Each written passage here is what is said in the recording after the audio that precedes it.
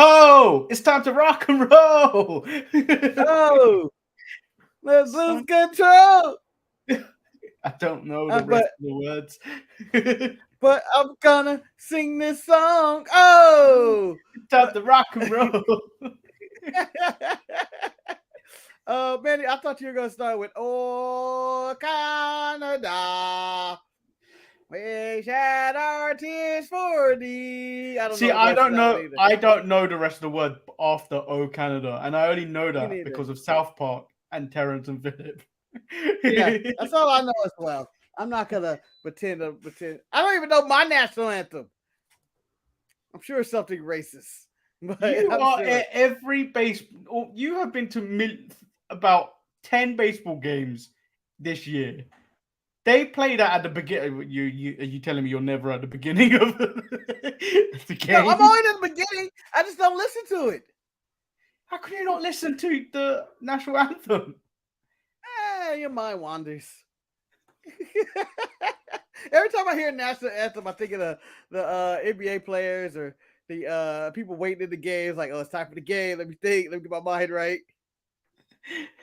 Looking down to the ground. I don't pay attention. All right. Never have. When I normally watch an England game, when they do the national anthems of both countries at the beginning before they do kickoff, yeah, I will always be drunkenly singing that national anthem. Do I know half the words? No. But you can make it up by humming the rest. Na na na na na na.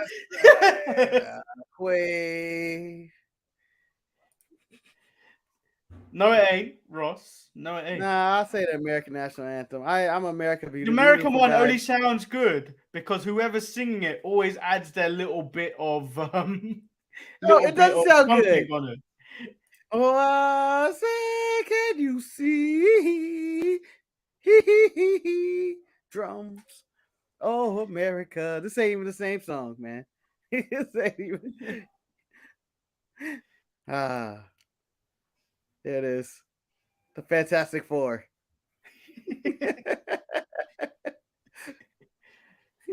See, Asuka and Bianca Belair have Bliss and Trish as protection. Yeah. But if the police showed up, we know which two are going to jail. Oh, it's Canada. No one's going to jail, probably. They're settling it in a nice discussion. So what seems to be a problem? You guys want to fight? It's kind of.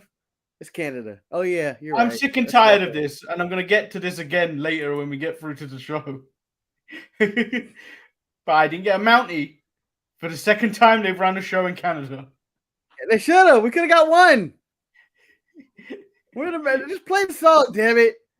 Give us what we want. That's what he said. Give me what I want. We're not the Mounties. We're just friends. You tell me you can't drag out Pierre for one occasion. Yeah, and the fact is that they keep bringing out like all these cops, these fake cops on the show, and on each show, people point out that they're fake cops. To me, cops in Canada are just Mounties. They're just Mounties. What are you talking about? Bring out the Mounties with the shock stick, and we'll be back right after this. I'm Shotzi Blackheart, the ballsy badass, and you are watching the Untitled Manny and Marcus show. Remember to like the video and subscribe.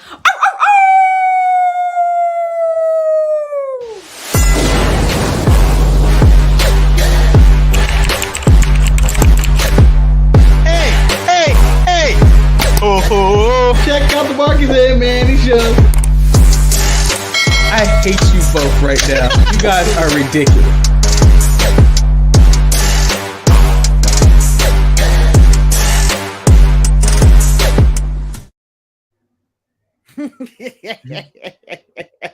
I should have put Vince McMahon's head over there and then Triple H with his money. Ah! Welcome everyone to the Untitled Manny and Marcus show right here. I am, of course, Lord Manny Hayes. He is Marcus the Grand Finale, and I'm here with this rebel heart, Manny. This rebel heart. I'm here. Oh, well, I should also tell you, Marcus, I'm an internationally trained superstar.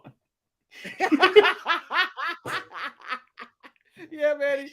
And I know you with somebody that can't fuck. That's what it is. They're fine and they can't fuck. Greatest police arrest ever. And I think he's so much better. I think we've only got 2 to really review over this year, which was Jeff Hardy and now Jake Atlas. But Jake Atlas goes above and beyond. Yeah. He spills the tea all over the place. He's answering questions no one asked for. The cop just wants to know what happens. And he finds out that this man's an internationally trained superstar, as if he was Austin Powers. Ross says someone has his Man United shirt on, proud of display after last night. I could put on the Jets hat because I went 2-0 yesterday with my teams winning yesterday. It may have been preseason for the Jets, but I don't care. I don't care because the preseason means more to me than the regular season. Yeah, that's when the only time the Jets win. Although I am rooting for the motherfuckers and Jets and the motherfuckers, the New York Jets and the motherfucker. Gotta root for them. How are you doing today, Marcus? I am fantastic. I got my diabetes shirt on because everything is going swell and sweet in my life. You ready to talk about Monday Night Raw, unless you got news? The only news really is Jake Atlas, where his arrest video came out. And then Kayla Braxton decided to throw a little shade when she said when she came out publicly last year about her sexuality. It's the same time a former coworker, Jake Atlas, who is gay, made jokes about her revelation. Anyway, he's now the main character in our new favorite movie airing on TMZ called Jake Atlas's Arrest. Sweet deleted, but shout out to Kayla for that way. It's amazing. It's amazing. It's one of the best arrest videos ever. You're not gonna arrest me with your white power. I know about rights. He says he's an internationally trained superstar who just addresses himself like that. I think the other news stories are quick hits where obviously we saw the changes to the cursed Raw women, the WWE Women's Tag Team tournament. It's that Gigi Dolan is now out with a concussion. Yeah, so that is the reason. Yeah, I would say this bracket is not cursed. I would say that Nikita Lyons wasn't vaccinated. Gigi just got hurt. That's the only thing that's happened. Other than that, the brackets have been the same. It's a terrible bracket anyway. So on Friday, better. Yeah, on Friday they're doing a last chance for every team that got eliminated, and they will face off against Raquel and Aaliyah. And then Edge, after Raw last night, hinted he may be retiring in 2023. At the end of Raw last night. Yep, I heard that speech, and you know what? Good for him. Seems like wrestlers never really retire. I can imagine him 10 years from now having the last match with Ric Flair. They're both of them together having their last match. As Ross alluded to in the chat, JEFF ERRETT is out, and as art imitates life, he was replaced by the Road Dogg. That D-O-double-G. The real Double J, Jesse James, has replaced him. So the rumor with this is that Double J is going to work with who's the guy we don't like? Conrad Thompson. Yeah, he's going to work with Conrad in future booking more of the who insert old wrestlers last match kind of stuff. I know I've read somewhere that they've asked DDP and he said nah. Yeah, there's a lot of, I don't understand the business venture in that. Who's gonna do this other than Ric Flair, and who would people pay for other than like? I'm sure a lot of people would. Who's out there? I don't think they're planning big audiences for some of the people that probably have, but it's like a last probably payday for some of these people that aren't doing signings. But like, what last match out there who's a free agent that's not involved in wrestling whatsoever, that's not involved anywhere, that you would pay to see in a last match. I didn't even want to pay to see Ric Flair. I didn't. Thing is, when anyone gets above 50, you kind of just be like, I'm not sure.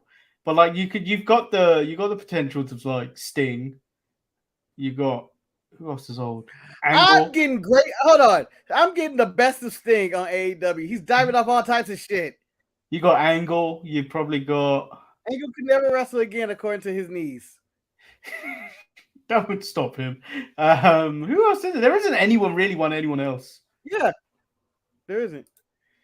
I also found out in the news why Tegan Knox isn't wrestling anywhere. A visa and issues. It's not her knees. Yeah, having visa issues. I didn't realize that. But like, if she really wanted to, she could go back home and wrestle. You know, she could. She can't do that. I can imagine her looking at a jail. I can't go back to that. I can't go back to that life. I am an internationally trained superstar. I can't go back to that. Yeah, so I think that we've covered all the news. Yeah. Let's move it to Monday's Night Raw, where the climate is always changing, and you never know who's coming up around that corner. Because honestly, it's the first week in a long time in wrestling. Genuinely surprised. We could talk about Raw in order, but it was only 1 hour show. I feel like when things really actually mattered. Well, I don't think the Johnny Gargano thing caught me that off guard. It didn't.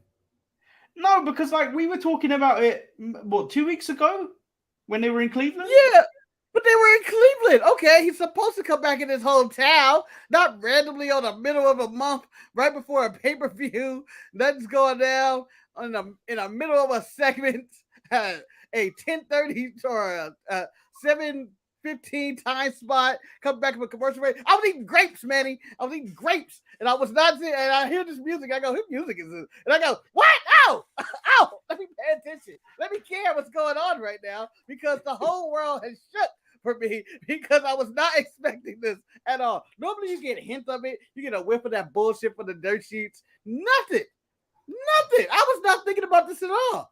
I was thinking at this current moment, Manny, I was thinking, who is the other man working with Loomis? That's what I was thinking about at this current moment.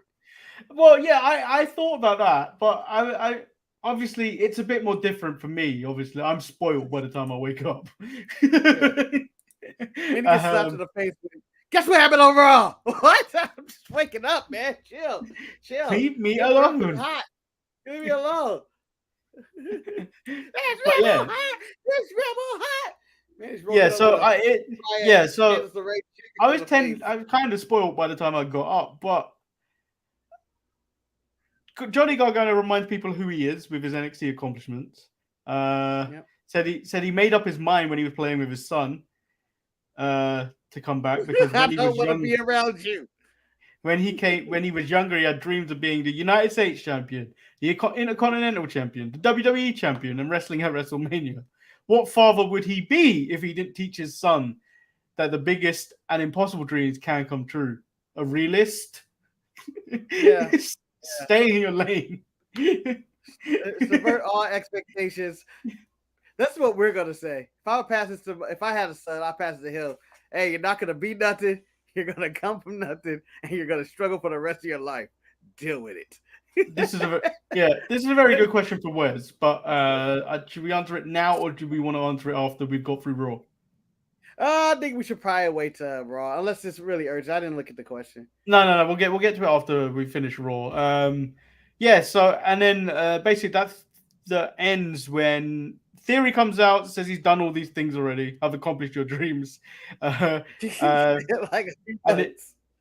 this sense, you're the rookie now, Johnny. You can hold my bags. And then Gargano essentially says no and super kicks him to the face. Yes. Which interestingly, Marcus, no thigh slap. I studied this feature. No thigh slap. Unless Johnny is so good, He's hitting his thigh slaps, but no, I don't know if he did one. It was reminiscent of Sean kicking Jannetty. I just felt like I had Obi-Wan versus Darth Vader vibes where he's like, when we first met, you were I was just a learner, but now look at me, I am the master. Well, I think there's one man that deserves a pay raise, Marcus. I need to call you Marcel. I don't even know why that was in my mind. Shawn Michaels deserves a raise. Shawn Michaels was the one tasked by calling Johnny Gargano. Hey, buddy, how you doing? It's me, Shawn Michaels, and my good friend God. Say hello, God. He's very shy. You come back to WWE. Come on, motherfucker. Come on. You ain't no place for you in AEW. Don't do it to me. Please, baby. Please. Or hanging out his door with a boombox. No, he's playing shit. Heartbreak. He's playing Heartbreak Kids music. He's just doing sexy voice. You know I'm sexy. So yeah, I think what Shawn Michaels' pool is bigger than Tony Khan's pool. The allure of Shawn Michaels. Yeah, it's like when you do I want to listen to the owner of the Chicago Bulls or watch the Jordan Bulls, or do I listen to Michael Jordan that says, "Hey man, you better play for Chicago"? Oh, you're right. But I feel like his goals and dreams are also going to cross paths with Cody's goals and dreams, because I think they're doing this for the same reason. They're doing it for the same reason. They want to live their dream of main eventing WrestleMania and winning all these belts and doing all that. But Cody's also trying to cure racism at the same time. I don't think Johnny is. Johnny is like, let it stand. That's what makes America what it is. The racist one. So going back to the actual show, Raw kicks off with a brawl between Riddle and Seth Rollins. Then it starts off in the back and it makes its way to the crowd. And then that was the end of that.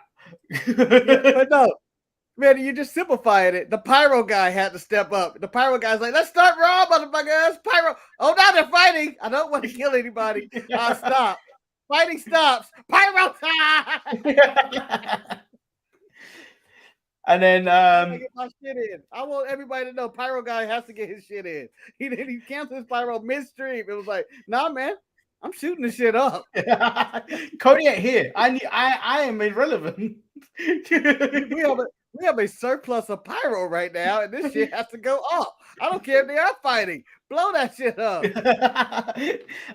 Trish Stratus comes out, says it's good to be back home, prompting the one more match chant, but she is interrupted by Bailey and Kyan's guy, or what are they called now? Damage control. Allegedly. They haven't officially been called that yet, but Bailey says they are huge fans, but what the hell is she doing out there? They said Io says she doesn't like her. Says Trish is in the past. Out comes Bianca, says Trish walked so they could all run. There'd be no Bailey if there was no Trish Stratus. They tease Bailey versus Trish, but they talk about a numbers game where Alexa and Asuka come out. And then we get the tag match. Yeah. Lot to unfold here in which Io, I don't like you. And Damage Control, the name of that team sounds like, like HR going wrong. Like that's what it seems like. We're here to clean this shit up, but we're part of sanitation as well. So we do HR business and sanitation. We handle all this shit. The tag match was fine. It got better as it went along. Like it started off bad. It started off bad. And then this is a horrible match. And then it got better at the end, and then Io wins by roll up. But like it was a good match after the commercial break. Yeah. Io with the sneak tag into the roll up, and it was like, oh, okay. No tag team tournament matches this week. I thought we were getting one, but that was a tag team tournament match. Was it? Yeah. Oh shit! I don't know why I have this as a 6-man in my head. You're right. Io and Sky are in the finals now, and the 6-person tag is at Clash at the Castle, which Their on-screen graphics for this is amazing. With the castle and the dragon. Incredible. They really went all out for the return of Game of Thrones House of Dragons, which is an AEW show which happened last week. Apparently everybody's obsessed with dragons these days. Yeah. But not the real dragon. Ultimo Dragon. Oh, I thought you were about to say Ricky the Dragon. But yeah, Ultimo Dragon still the Toronto, Ontario, and Ottawa heavyweight intercontinental champion of the world. So we move on to Dolph Ziggler versus Finn Balor. They were having an interesting conversation about latching on to younger stars and keep themselves relevant. He calls himself Kid, and Dolph questions because they are the same age. Same age, dude. Before he drops Finn with a slap, and then says, "Are you going to come out there to wrestle? Or are you just going to lay there like a bitch?" Good comeback line for Dolph. And I enjoyed Finn talking him down, and then even saying, like, you know, we're the same age. I enjoyed that segment. And then there's revealed that Rhea Ripley's wearing no pants. I did not know that until they zoomed out. Like, no, she had no pants on this whole time. Weird conversation. What did you make of Finn's new entrance music? I thought it's better to get away from the Edge version of Judgment Day. I mean, they all just needed new, different music. They all couldn't come out to Judgment Day's theme song. But when they're together, I guess they can all come out to Judgment Day's theme song, maybe? I enjoyed it. I thought it was better. You know, it fits his heel persona. Still not feeling his leather pants and scarf. He needs to really change that up. Yeah, the crowd was really into this match. Yeah. Finn wins with a cheap shot from Rhea, allowing him to hit the 1916 and the coup de grace for the win. And then Rhea showed off them cheeks again. Yep. Because she decided not to wear pants today. She has no match, by the way, guys. She didn't wrestle, didn't do anything athletic at all tonight. Just showed up completely as if she just left the room with Dominic. And then we get Chad Gable issuing an open challenge. But he hasn't found anyone in Canada because they're all useless. But then we see KO dust off the KO duct tape shirt to go alongside his prizefighter mindset, and then just beats up Chad Gable for about 10-15 minutes. He brought back the old Tron too, the old NXT Tron. They need to redo that though, because that's got fat KO in it, like really fat KO in it. But when they show this Tron, as this kid yells in the background, I don't know who in. I think it's yours. It's Maya. But it's Maya. Yeah. Man, he just throw water out the window or something. Ah! Anyway, as KO comes out, his new duct tape. Could you imagine Triple H going like, I hate everything KO's doing. I hate everything you're doing on the main roster. I liked you with duct tape. You were the prize fighter. You were everything I wanted. I need you to go back to that. Okay? Yeah. Tired of everything else. That seems like that's Triple H's mindset with everything. He ruined everything. Black and gold is it. I'm expecting black and gold ropes by the end of next week. What was more interesting was Chad Gable hitting a flying headbutt. I haven't seen that done in WWE for a very long time. Daniel Bryan did that. The late, great Daniel Bryan, who now identifies as Bryan Danielson. That's his current moment. Yeah, he's been going on for a year. Exactly a year, I think. Yeah, because CM Punk made his in-ring debut, or a little bit, somewhere around there. Yeah. And then my favorite spot of the match, the suplex off the top rope from KO. That way he just spit it out. It looked like that shit hurt both of them. The way they fell. I don't know why they had so much like impact on the ring. It just went boom, like they just fell. Like gravity slammed them. But then he also won with the pop-up powerbomb, which he hasn't won with in a very long time. Yeah. I thought, is this just the end of the stunner? But no, he hit the stunner on Otis at the end of the match. Yeah. And then another powerbomb on Gable onto Otis. Yep. So that was interesting. I like this direction of KO. I think the jokey comedic KO needed to go a bit. Yeah, he's back to being serious and I guess a babyface, right? I don't know. Maybe because they were in Canada. Because he's still got that thing going on with Elias, hasn't he? No, it's over. That's over. That's over. He killed him. It's over. They ended that feud, I think, Manny. I think it's over. I think it's still going. They did not bring up Ezekiel, Elias, Elron, or Ernie Jr. at all on the show. Yeah, but Ernie wants some of KO. He said it last week, he wants some of KO. Ernie is never going to be cleared unless Conrad Thompson gets Ernie for the last match. Ernie's first and last match. But here's this interesting point where Ross is bringing up this. Prize Fighter K is going to be a champ by Royal Rumble. He's Triple H's boy. I find that this new Triple H era of WWE is really complicated of who's going to be the champs. Who's going to be the champs? I mean, we still got Roman. You know, he's the guy, whatever. Yeah. But a lot of people are calling a shot, whether you're Gargano, your KO seems to be on the rise again. And even, you know, you got, I guess, Drew McIntyre. He's in the middle of that or whatever. You got Cody. You got all these people calling a shot for the title, which wasn't happening before. Yeah, I think what Triple H is doing right at the moment is returning the prestige to the mid-tier titles. I think returning prestige to some titles, I think he should be doing it with all of them, which I think he's probably going to start doing once they eventually get the tag titles off the Usos and Roman.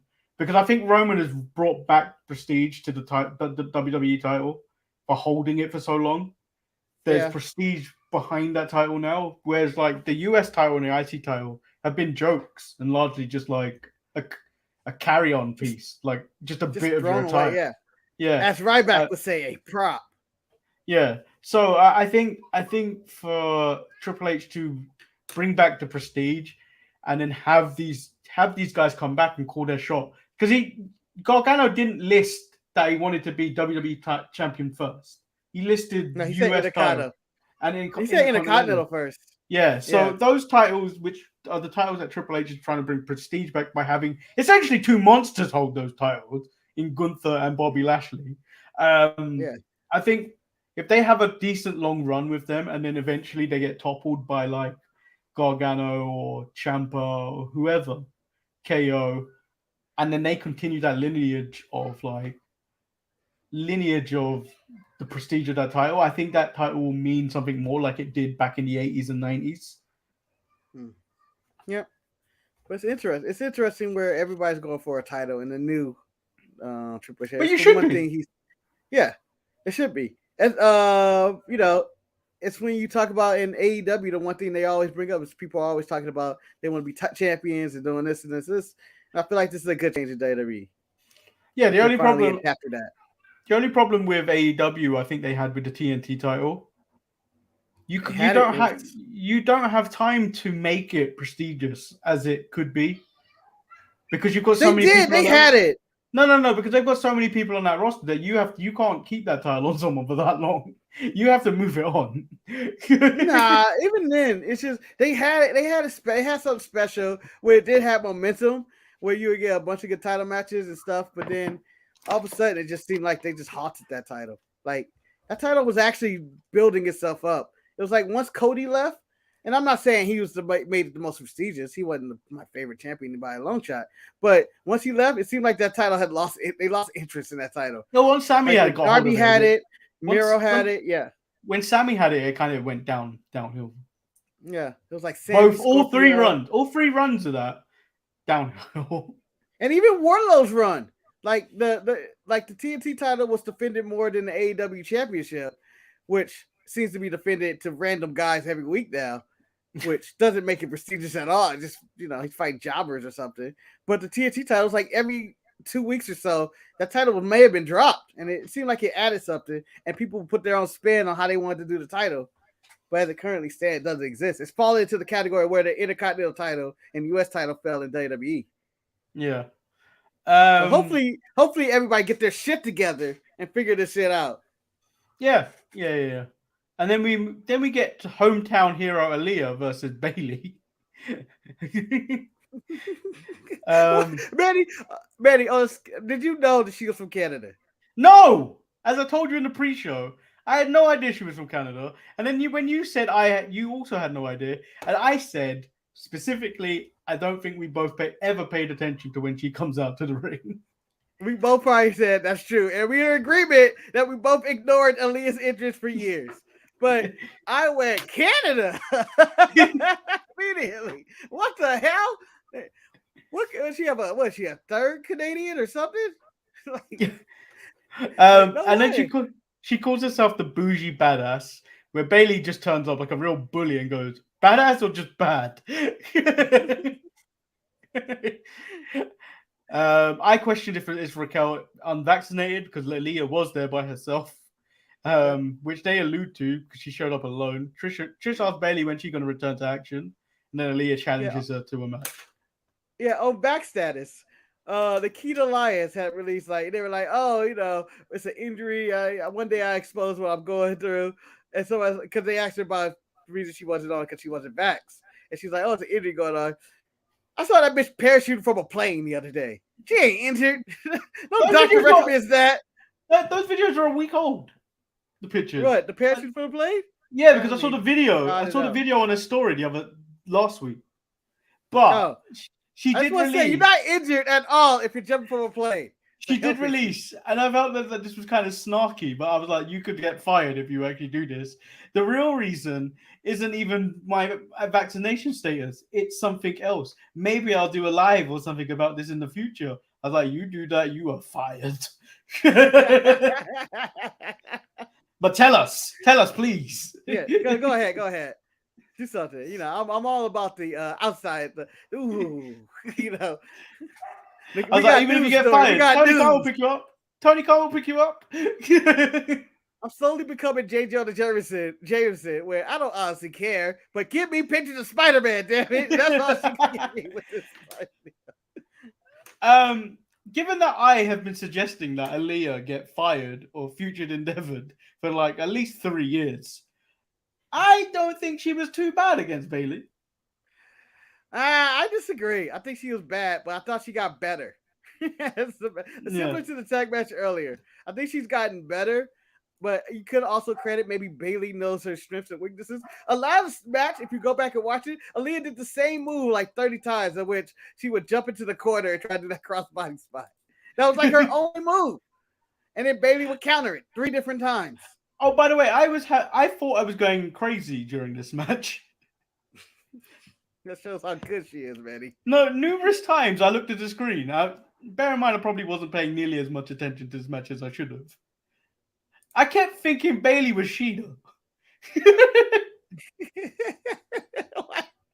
Is it the red hair? Is it the red? I think it's the red hair. It's the red hair. It's the attire. The only thing that Bailey doesn't have that Sheeta wears is those what are they like? Those geisha imprint shoes. The warrior fighter. I know what you're talking about. I don't know. I call them Ninja Turtle shoes. They remind me of Ninja Turtle feet, and I don't know why. All right, don't judge me. But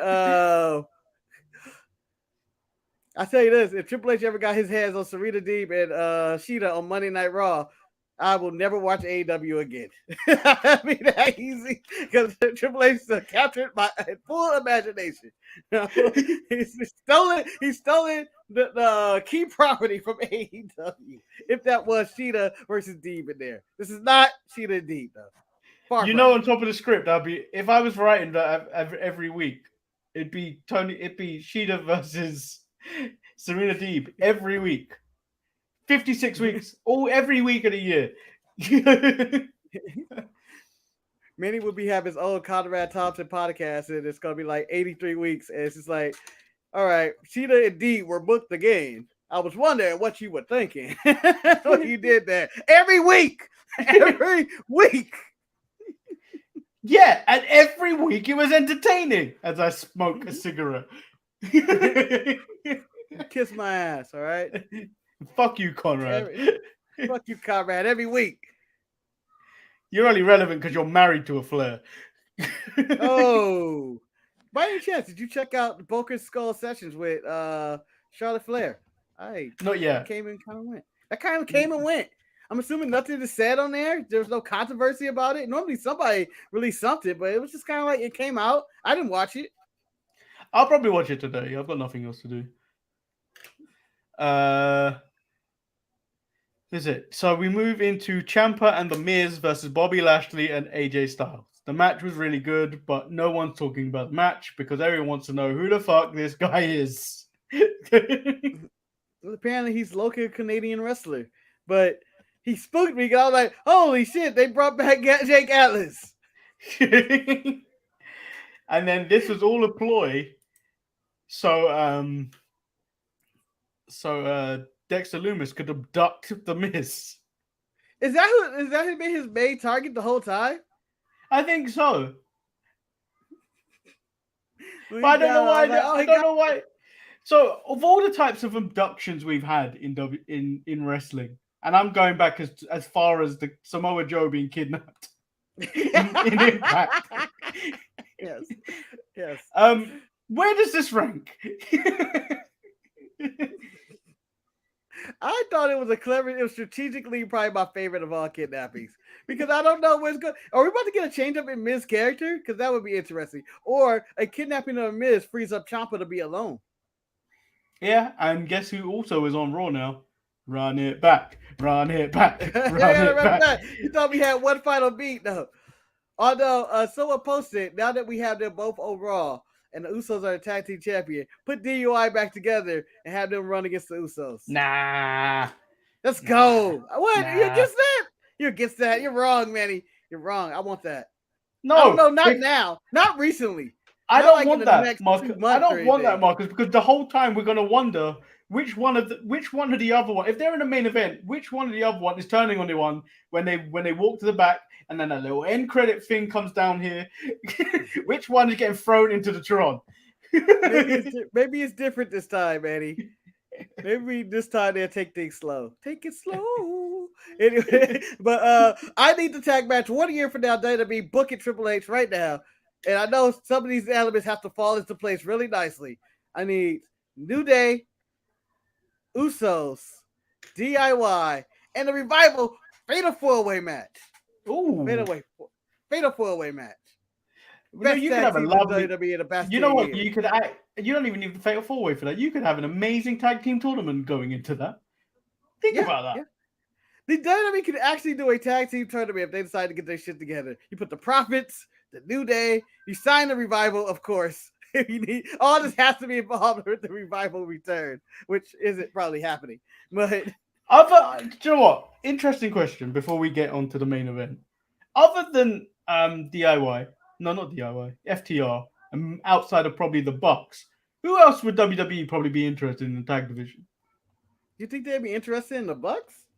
I feel like I think hold a personal grudge. I feel he's petty enough to be like. Nah, I think if anyone understands how to make money, it'd be Triple H, and Triple H knows the Bucks are money.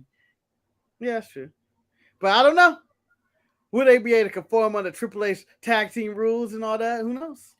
I think he could be interested in the Acclaimed. The Acclaimed would be a. They are a very good entertainment act.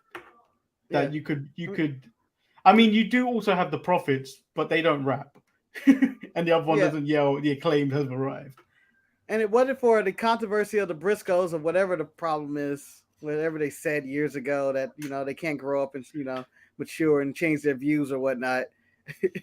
They would be the tag team I would get. I'll try to get them before the Bucks, to be honest. Briscoes, Usos.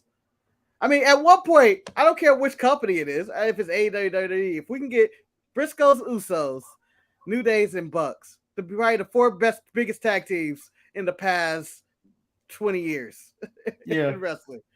If you put all of them in a match together, it'd be amazing.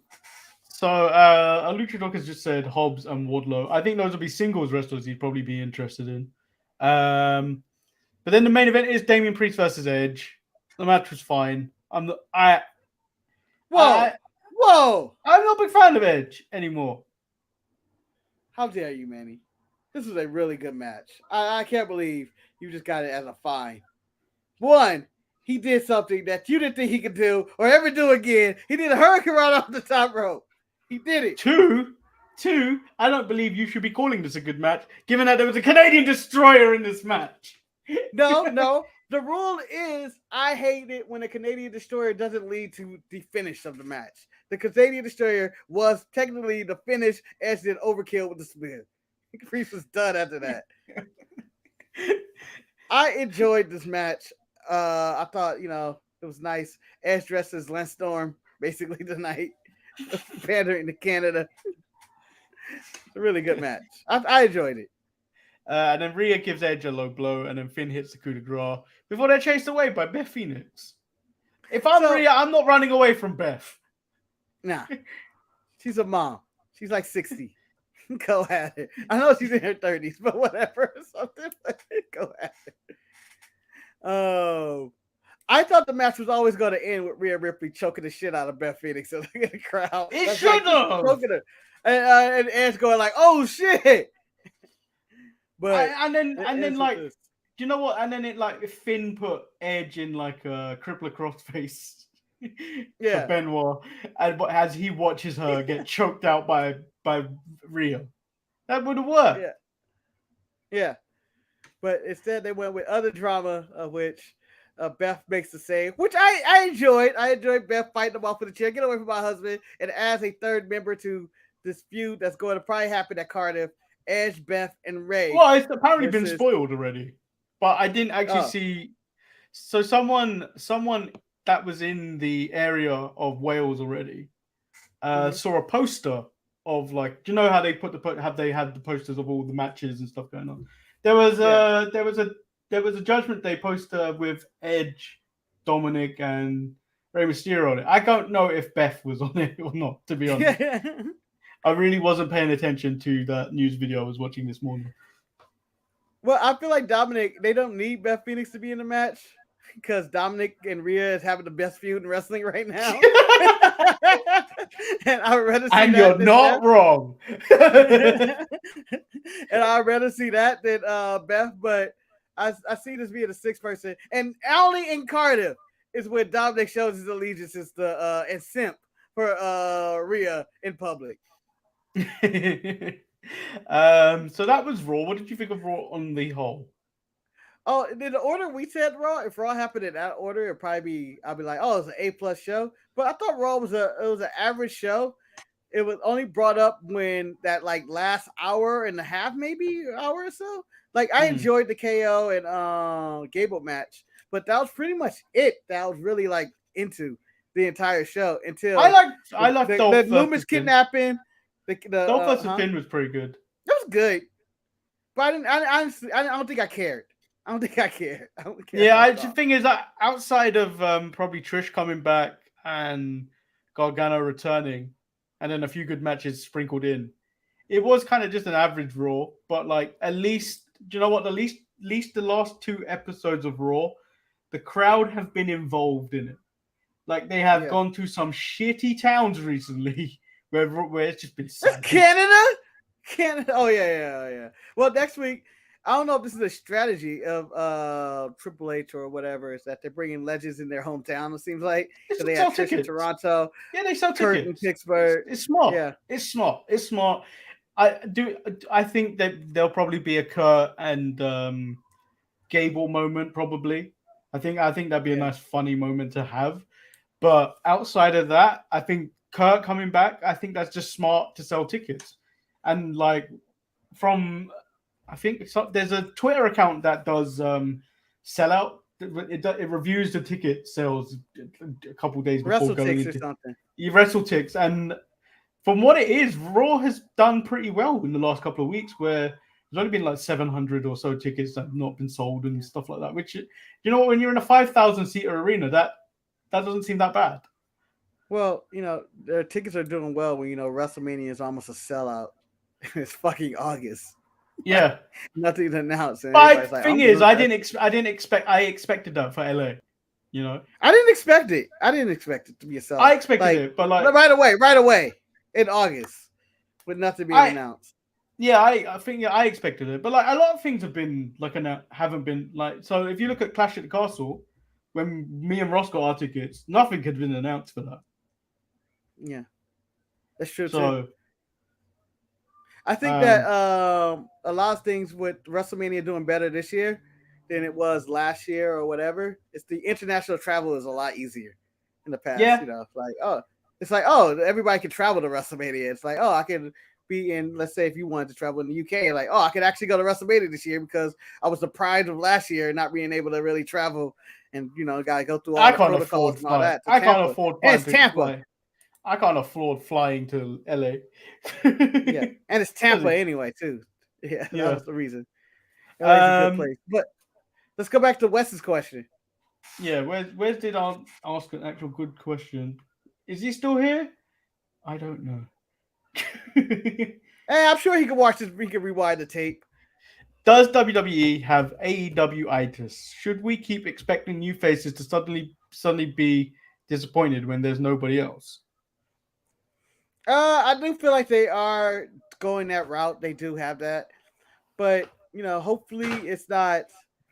We just collect people again, like they did in the past, or kind of like how AEW was doing, and when they were just bringing in people, and then you just see them on Dark. I think the one difference between them, and I might be a hippo in the crate, I don't care, is that the WWE are actually using the people they bring in instead of just having them like show up for a little bit and then they're just like sidelined on Dark.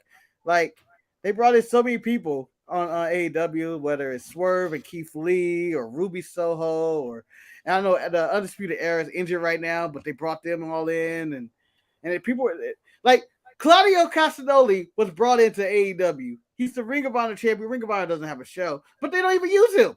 He's not really used. He's just used to pull apart. He does feel like a bit of a afterthought. Afterthought. He's an afterthought now. Like after what? It's been less than a month. No, and it's like, it's been more than a month. He's gonna get. Yeah, he came back at Forbidden Door. That was June. Been back for 2 months. Right. Yeah, and you're happy for Claudio. Maybe he get the respect he needs in the ring, and they make him a champion. No, he's just a part of the show now. Just another piece, and it should have been, he's just an afterthought. And I think that's where Triple H has things a little bit different, but it's kind of too early to tell because he's in his early stages of his Tony Khan shit. He's in his early stages, so we can't say, he's actually using his guys when it's still like week 4 of his era. Yeah, I think if he brings back people that had potential to be like a big thing, like I don't expect him to bring back some of those people that have been released and like you could have probably seen them being released. Like the real one I questioned was the bringing back of everyone from Hit Row, excluding like Swerve. I would have only brought back Top Dollar. If it was me, I wouldn't have brought back the other two. But he can probably make money bigging up Top Dollar till their contracts run out, and then Top Dollar can go singles. I think it was a package deal. I think they were like, I'll bring you guys back, and they work together, the group, and you can say only if B-Fab comes back with us, we're coming back or something. Yeah, so like if you think about it, because that's why they left. They fired B-Fab, and it was like, and then everybody else got fired after that too. But like we don't want to look at that. After that, who are you looking at? Because there's only a few that you go, I was surprised that they let this person go. So like the next one will probably be Bray, who hasn't been picked up by anyone yet.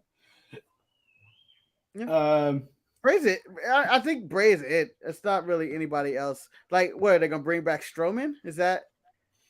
I don't think that can also be a guy. I would. I feel like he's the perfect WWE guy. They want it. Like, I don't see what. And people will be like, I think there will be a portion of the casuals / the borderline tween. I think he had a appeal that people would be happy if Strowman came back. Well, so I know Strowman will probably be the two. I know. Strowman had a big appeal with kids. Like if you go back and watch some of this like interactions he had, a lot of the good interactions Strowman had with fans, with kids. Yeah. So yeah, it does. I think you're right. It does make sense to probably bring him back. But I don't know how heavily invested he is in with CYN. And and for a personal record, my personal issues, maybe it's because I really think that it's Vince McMahon fault they're gone anyway, even though it's not that. It's probably all their fault. Bring back Enzo and Cass, damn it! Bring back Enzo and Cass. I just want to see the speech. Oh, he says, I'm 7 feet tall. You can't teach that. And honestly, I don't honestly care what they do after that. Just one night only. That's it. It's on the cast. So I think this is a comment from a bit earlier. Ella just said Triple H loves burying tag teams though. I don't think so. I think he likes tag teams more than Vince did. Yeah, Black and Gold was tag team heavy actually. The Revival and DIY may have been in pay-per-views. Yeah. Yeah. And even Jason Jordan and Gable, when they were, what were they called? American Alpha. American Alpha. They were pretty decent. Had a pretty decent tag run in there. Viking Raiders, the Viking Raiders had a run. They didn't really do anything, but they had a run. Yeah, so I think the Ascension. Well, they had a decent run. Then they got spoiled on They got spoiled when it came to the main roster. Like, they didn't know what to do with them. And it goes to show because Vince McMahon was quoted as saying, "Why pay 4 men to do the job when I can pay 2 men?" Because Vince did not like tag wrestling. No, he doesn't. And to Vince's point, I'm going to also say this: tag wrestlers never drew a dime. Like, no one's ever talked about that great tag team match. I mean, you may say the World Warriors had their things, but in Vince McMahon's point, he's always made money in singles wrestlers. There's never been a tag team that he was like, oh man, I'm making money on us. When he saw the Hardy Boys, he only thought about Jeff. When he saw Edge and Christian, he only thought about Edge. When he saw Devon and Bubba, he was only thinking about probably, I don't know if I'm keeping either one of these. He was thinking about Stacy. He was thinking about Spike and Stacy. He does raise a good point. He said Owens whooped the tag team alone last week, and then Drew whooped the Usos alone. I mean, with Drew, that's your number one contender, and he's taking out essentially Roman's goons. So that one I can buy. And shout out to Triple H actually making Drew seem relevant again. That guy soured on everyone before this. It was that stupid sword. It was a stupid sword. But I think what really hyped him back up was we're wrestlers in the wrestling ring. No, I thought that was corny. I thought that was corny. I enjoyed that because I'm a mark. But yeah, so the one thing about the Triple H era in these opening few weeks is he's made WWE. It's made you want to watch WWE again because you just want to know, and you want to be involved. You want to feel involved when that change happens. You don't want to be sat there and miss it. It's the same thing AEW had last year going into All Out or after All Out or whatever. Triple H has momentum. No, it's like that's not what it is. It's the early. It's like it's the early stages of AEW where it was a rabid fan base because it was new, it was fresh, it was completely different to what you were getting for WWE programming, and you were part of it. With AEW, you always feel part of it. With WWE, there's always like, I didn't like that, so I don't fuck with that. But like, you know what I mean? Yeah.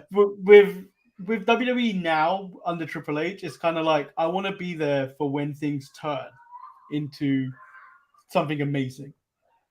Well, but one thing he had accomplished, the storylines aren't that silly. Everything kind of makes sense in a way. I mean, you may have had your Maxwell Male models and Hit Row this week that made no sense, but for the most part, that was like the only like, the fuck is this? Yeah. Everything kind of is like in sync and makes sense and has the same tone. But and I also I think the main thing is the revenge of the Black and Gold, Manny. Well, I also like that. I think it was Shawn Michaels that said it. But when people get called up, there's going to be continuity now in terms of the call up. Like, yeah, whatever happened in NXT isn't going to get lost in what happens on the main roster. Yeah. So I think the wrestling landscape is a very interesting place for all companies at the moment. Yeah. And I think El Luchador asked if the Punk thing will work. I say it's like maybe a 40% work, maybe 60%. I don't believe everything's a work. I'm not one of those guys. I'd rather just be a mark and believe in everything than not be like, oh, I know everything. So I think it's a chances of work because they want to turn CM Punk heel because they want to turn MJF face. That's in Manny's theory as him winning at the Arthur Ashe Arena. I don't think that's happening now. I have a strange feeling.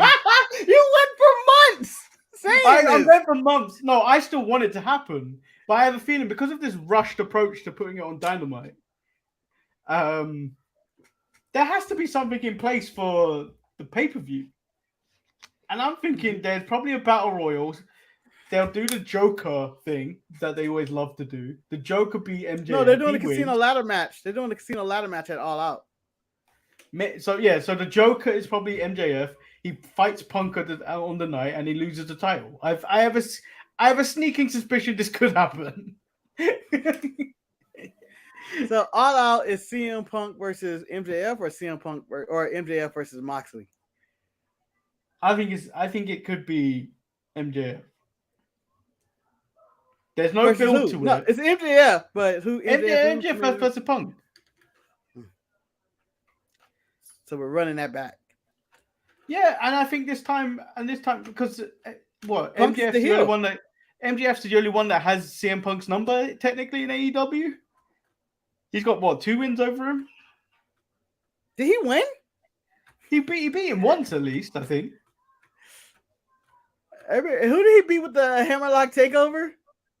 No, he beat him once. Yeah, he did beat him once with Shadati, and then Wardlow turned on him and gave CM Punk the ring to hit. Oh yeah, right? so they're 1-1 then, I think. Yeah.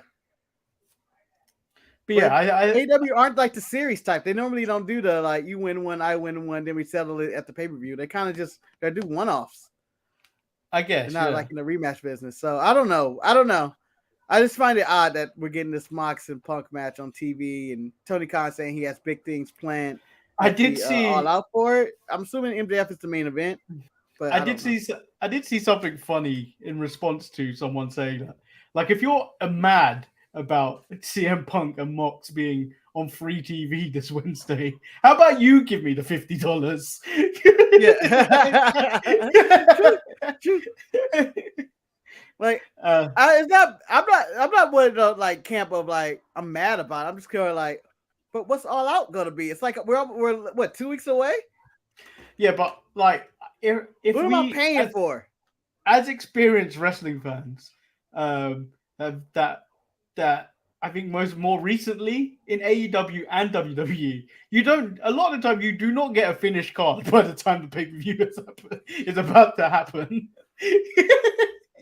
Yeah, so, I think at Clash at the what is it? Clash at the Castlevania? What we got? 2 matches announced? No, I think we got 4. We got the 6 women's tag match, Roman and Drew, Seth and Riddle, Gunther and Sheamus. Yeah.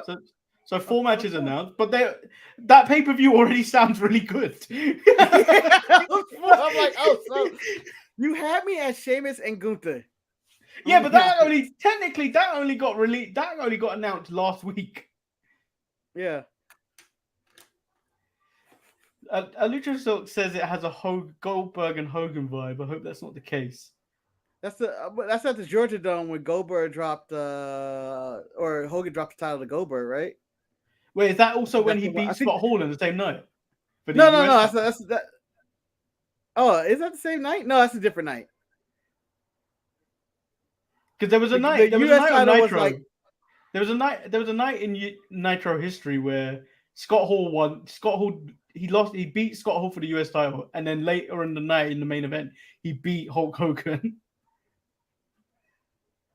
I don't know. Yeah, I mean it should be on pay-per-view, but like maybe they've got something bigger planned.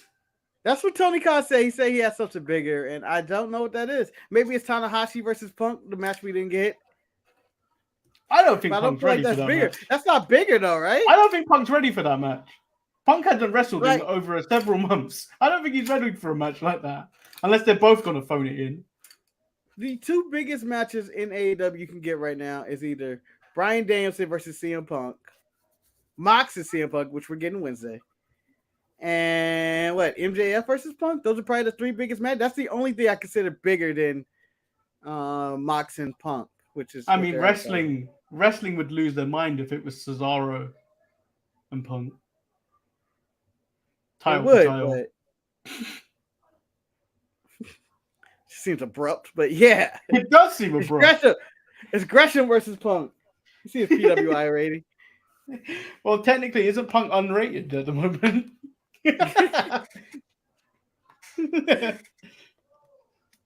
So who knows? Who knows when we're going to get it All Out?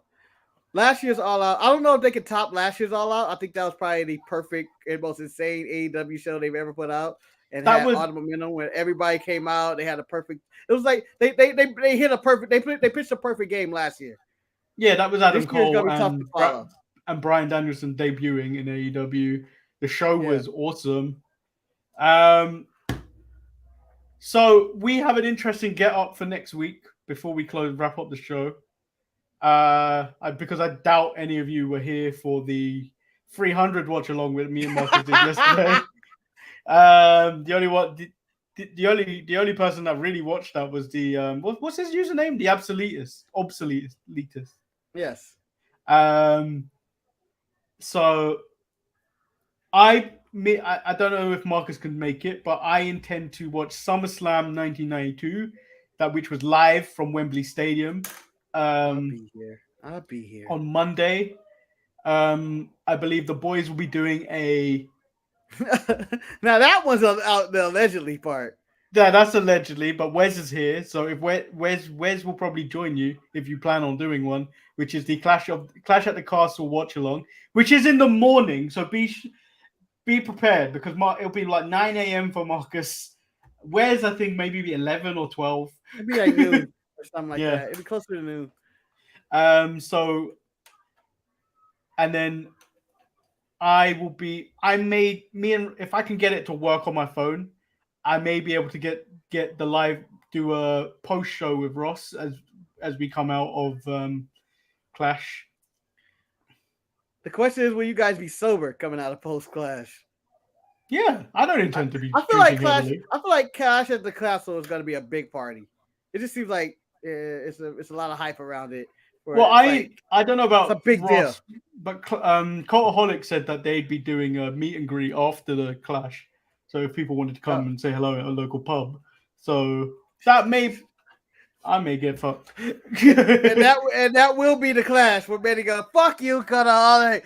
I'm the greatest YouTube channel of all time. Do you not see? My best stuff show?" As Ross is holding me back. Oh, see, now you have to do it. I'll be in the lumber chat for Hassle in the Castle. I don't honestly. There's nothing I can say bad about this card. I don't see how this misses. Once you told me Sheamus and Gunther on the show, banger. Roman has not failed to deliver, and I don't think him and Drew are not going to have a good match. They're going to have a great match. And whatever else is announced for this. I'm assuming the Usos are going to have a match. Maybe against KO and Sami Zayn. Ooh, that would be good. It's a little mini feud going on right now. It's a little subtext of how, Sami is against Jay. And, I even like the happy birthday post that he posted happy birthday to Jimmy Uso, true brother in the bloodline. Oh, and also Jay. But there's a little bit of that. And, I can see that actually happening.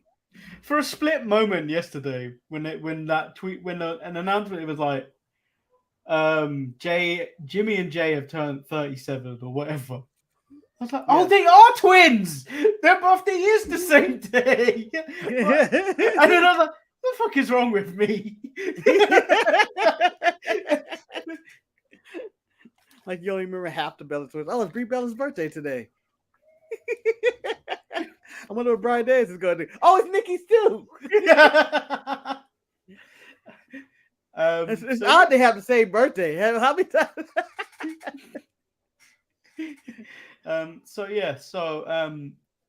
Stay tuned. Stay close to the channel for future updates. We may put them out on Twitter if we can be bothered to. Yeah, so for all the stuff coming out, there may be a Manny does weird shit put on for the following Monday. That's still to be determined. Yep. So yeah, make sure our channel subject to change. Yeah. So we'll be back. Marcus will be back tomorrow. I will be recording Raw is Retro tomorrow with Ross. Maybe at the same time. So I will not be in the chat tomorrow, Marcus. No. I will not be able to tell you entertain me. But I'm sure he will as they fully wrap up and discuss the final wrap up of the G1 and then all the other things going on in wrestling. Everything. Maybe we actually cover NWA this week. It's been a while. Many hype for that. Or we cover NXT UK or where these guys are going to go. New Rev Pro champion out there, you know.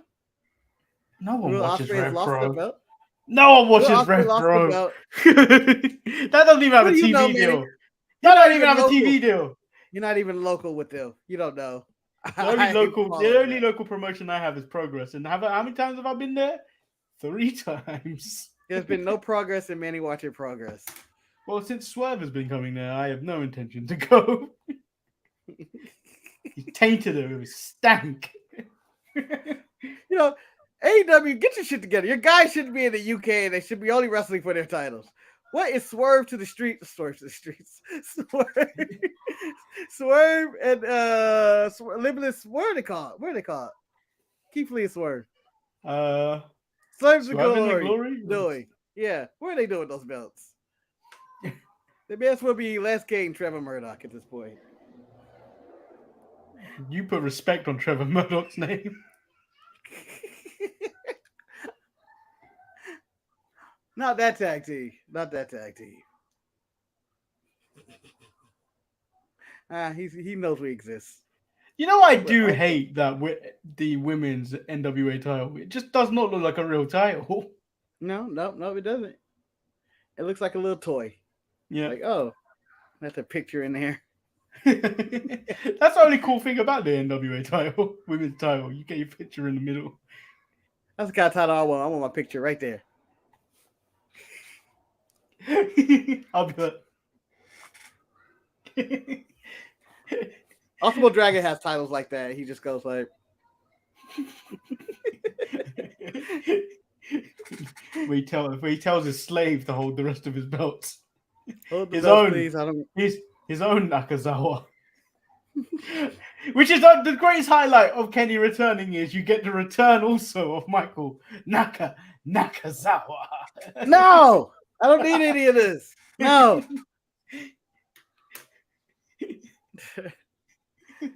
Well, we get to see the progression of Kenny slowly. I don't know where we're going with this. But trios. Yeah. By the way, I know you're gonna talk. Go ahead. I was gonna change subject just a little, slightly. Well, I think the good thing about Kenny is you're gonna actually watch his progress to become back to the best bout maker. Best bout machine. Yeah. But I'm gonna say I'm keeping score right now, and I got Judgment Day currently ahead of the House of Black. House of Black has nothing. Maybe if they win this trio tournament, they can take advantage of the two separate gimmicks, very similar, darkly dressed gimmicks. Yeah, but Judgment Day haven't really done anything outside of Rhea and her sexuality. No, because everyone just remembers the sexual nature of Rhea's takedown on Dominic. So they sexually took down Dominic. They almost took out Edge 2 times. They took him out once, almost took him out a second time tonight. And they got Beth out to have to jump the rail and save the life. I'm just saying they've ended shows. They've ended shows on top. That's kind of my parameter of how you win. You ended a show on top. And Finn Balor jumped on Dolph Ziggler. Also counts as points. Does it though, Marcus? Does it? Treat him like a Goomba. That's what Finn Balor doing. Guys, whole offense from Super Mario Brothers. Okay, if you say so. Triple H sign Billy Kay. We are out. Peace. Did he? Oh, no, sign her. She deserves better, damn it. Do it. All right, if you haven't subscribed and turn the notifications on. There's just one thing to say about that. You're gonna be joking me. Yes. By the way, WWE wrestlers appearing on Cameo again. Yeah. They appear on Cameo, they appear on Twitch. Yep. Natty's about to release her own OnlyFans. Yeah. Man, I kind of want to see it. I kind of want to see it. Kind of want to see it. I kind of don't. How far is this going to go? Subscribe. This is going way too far. You dirty old woman. You dirty old woman. I come back next week and be like, Marcus, I've seen some stuff. Manny comes back. I'm ashamed of myself. I'm ashamed what I've done. Manny, where have you been for the last few days? I went to the Phantom Realm. I feel like that's the only place I deserve to be in the moment. Phantom Zone, guys. Just stuck like this. Although that would be a great exit for our show. No, the Phantom Zone exit where we're just like, no. So yeah, on that note, we are out. Have a good day, evening, morning, whenever you're watching this. Peace. Shave your hair. Oh wait, Marcus. Maybe we should end like Bobby Lashley. Duh. Duh.